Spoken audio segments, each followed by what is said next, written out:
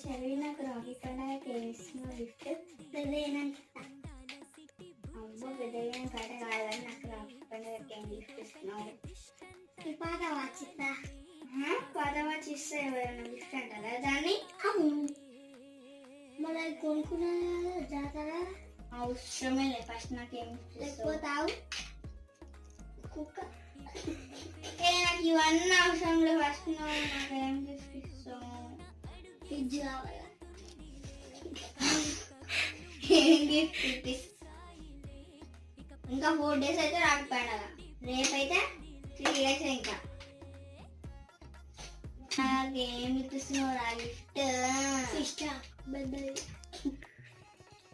గమ్మున చెప్పిన నాకేం ఇప్పిస్తున్నావు? బిర్యానీ